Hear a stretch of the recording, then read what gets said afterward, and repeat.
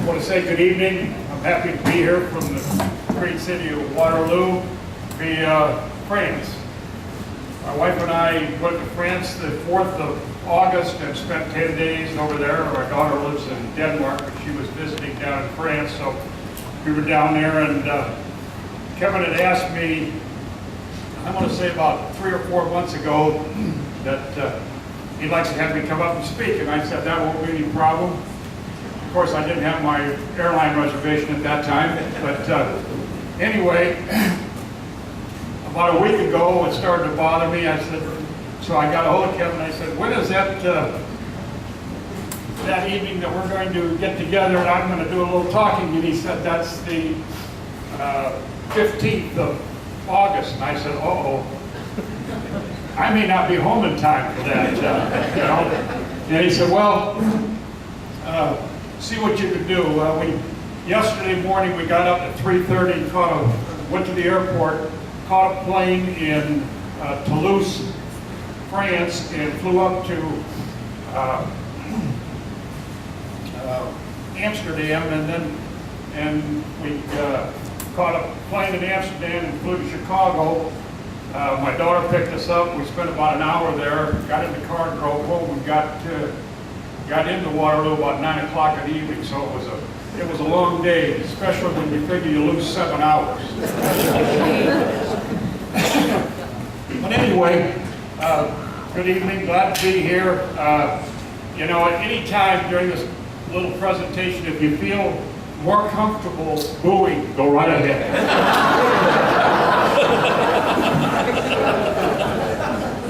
And it's not something that really bothers us, because all it is recognition. I've never walked on a baseball field that they didn't announce the umpires and everybody booed. And all they're saying is that we know you're there, I hope. I think that's what they were saying.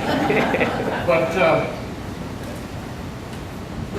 grew up in Cedar Falls, and contrary to many of the American League fans, and probably everybody from St. Louis that's a baseball fan would believe that I didn't have parents, but I did. And they were married. I think about that a little bit. I was in the Army. I got drafted. As a matter of fact, I had transferred colleges. I was at Wartburg, and I was dating a girl at UNI. At that time, Iowa State Teachers College, and so I decided to transfer to UNI, and they told me I had to wait a semester before I could get into classes, and I said that won't be a problem. So I got a job, and I got a letter from Uncle Sam that said he wanted me to spend 2 years in the Army. Well, that kind of caught me by surprise, and I really hadn't planned on that, but I didn't have much choice, so I went into the Army in 1957, and they sent me to Fort Dix, and they always said, well, don't volunteer. Whatever you do, when you go in the Army, don't volunteer anything. So they came in and said, did anybody have any college math? And I said, yeah, I did. I said, why? I said, well, would you like to get into the missile program? I said, sure, that's better than carrying an M1. So I got into the missile program, and they sent us out to Fort Dix, and they let us take a radio part, put it back together, and they said, now you're all set to go out on a Nike site somewhere. And I was either going to Redstone Arsenal or White Sands Missile Range, and I ended up at White Sands Missile Range. And I'm going to give you all this information because it kind of builds up to how I ever got into umpiring. So I'm in White Sands waiting for an assignment, and a captain comes in and says, does anybody know anything about baseball? And I raised my hand. I said, sure, what do you want to know? He said, well, I'm looking for a coach and 4 assistants to come to Saturday's workout at the ball field, and we need someone to pick out a team that will play in Las Cruces, New Mexico.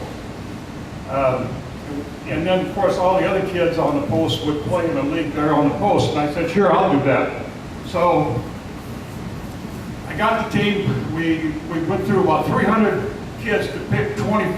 Now, I know you coaches would love to have those kind of odds. But we had that, and we picked 25. We went into Las Cruces, and we just kicked butt. I mean, we just mowed them down, and that was the first time that White Sands had ever won in that league. So it was a big deal. They had a big banquet, and everybody was there. The general was there, and during the course of the evening in the celebration, the general came to me and he said, "Wouldn't you rather be in the gym than out on that Nike site?" And I said, "Sure I would." So anyway, I end up in the gym and started programs, a wrestling program, volleyball program. I think we had 6 different programs, and I was the only one in the gym. There wasn't anybody else there. So then they transferred this master sergeant in, and he was 23-year veteran in the Army, and he was an umpire. And our desks were about from that table to this podium, and all day long, all he wanted to talk about was umpiring. And I said, you know, why would anybody want to be an umpire? And he said, well, you know, some people make a living doing that. I said, you got to be kidding me. He said, no. He said, you get in the minor leagues and they pay you to do that, and then if you're fortunate enough, you get to the big leagues.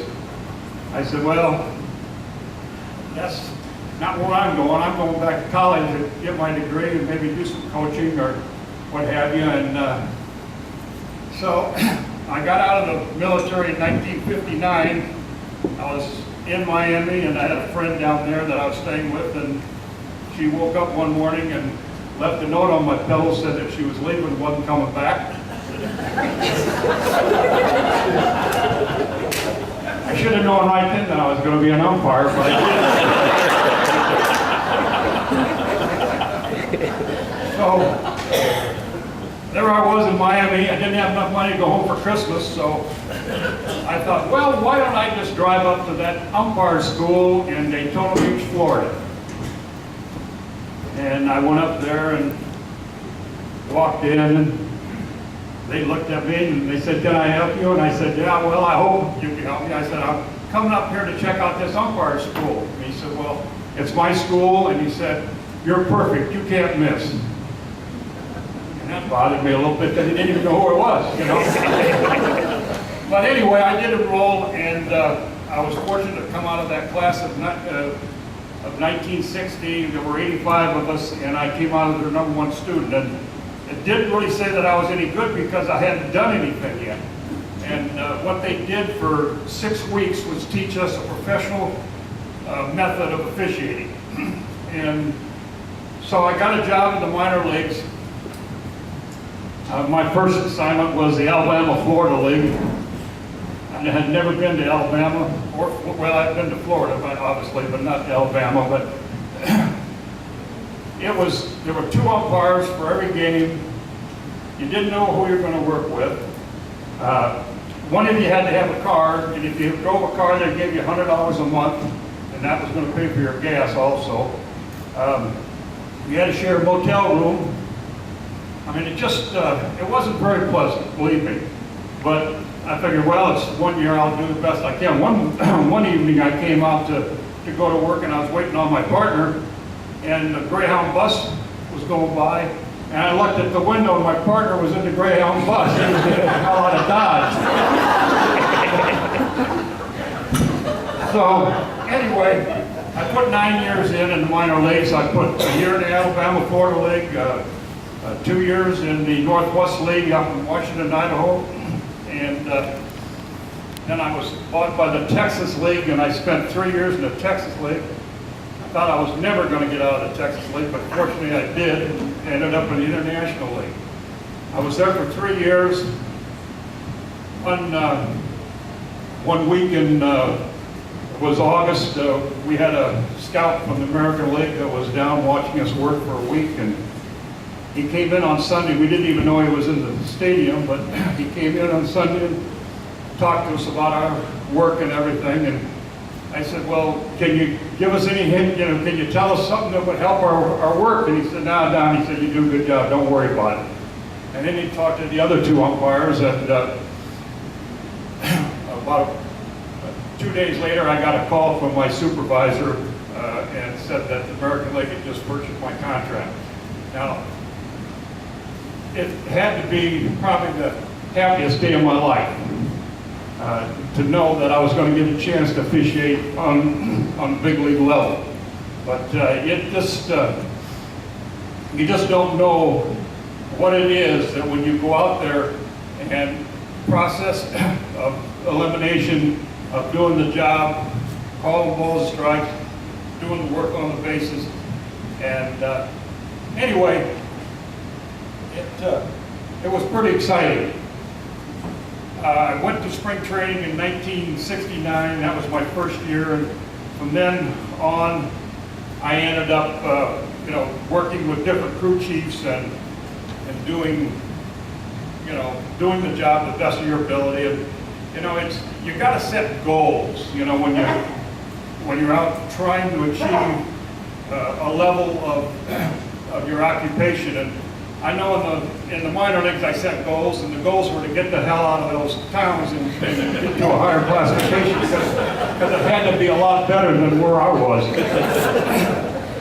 But I'll never forget my first game in the big leagues. We were out in Seattle, and I was working with a gentleman.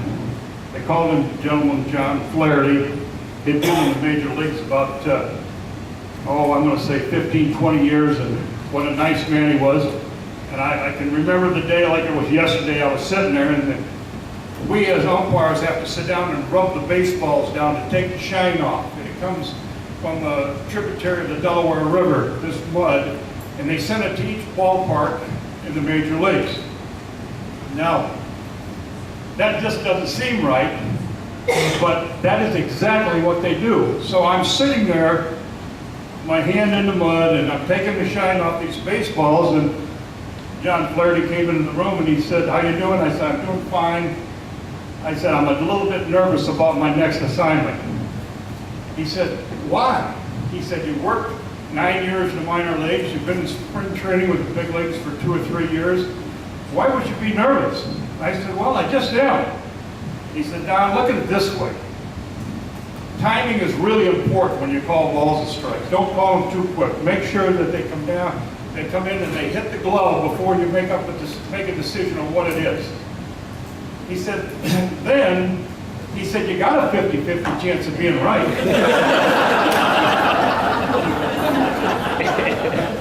That's not a very good odds for that profession, believe me.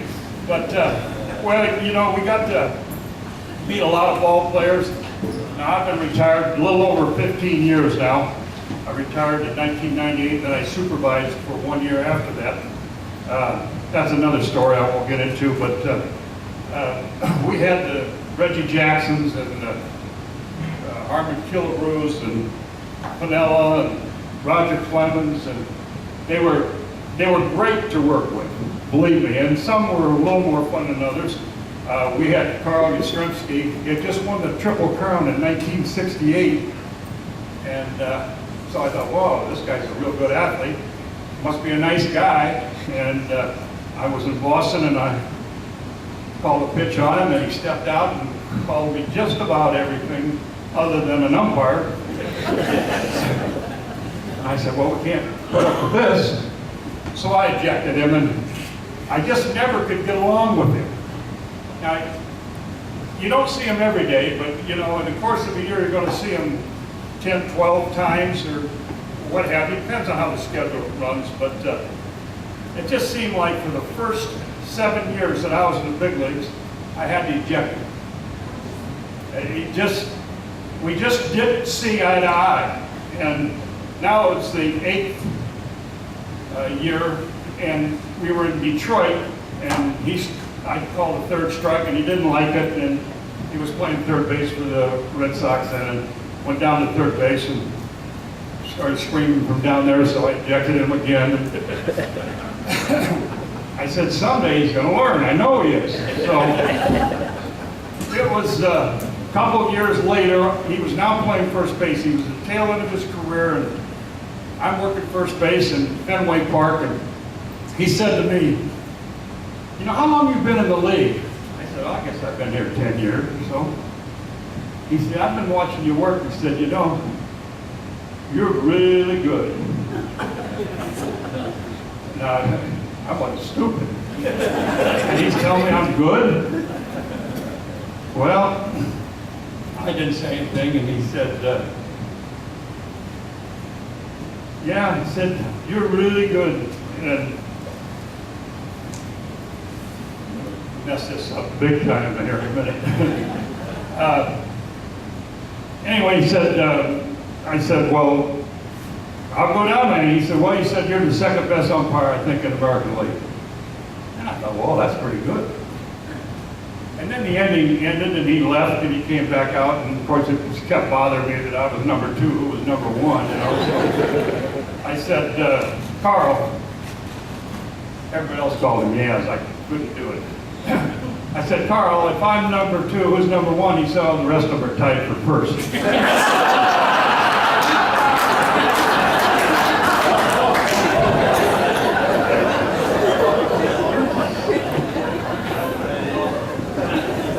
Of course, we have managers also, and they're all different. They all need to be handled differently. I mean, there are certain rules we go by.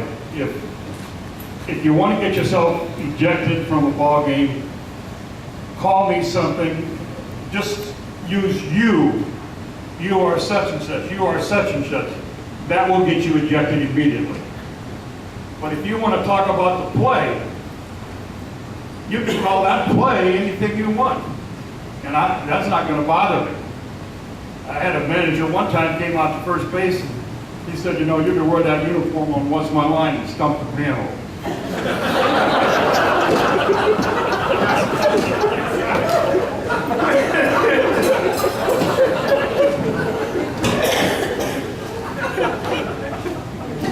I lived with the strike zone from the day I started umpiring to the day I quit, and the strike zone wasn't something you could, you know, say.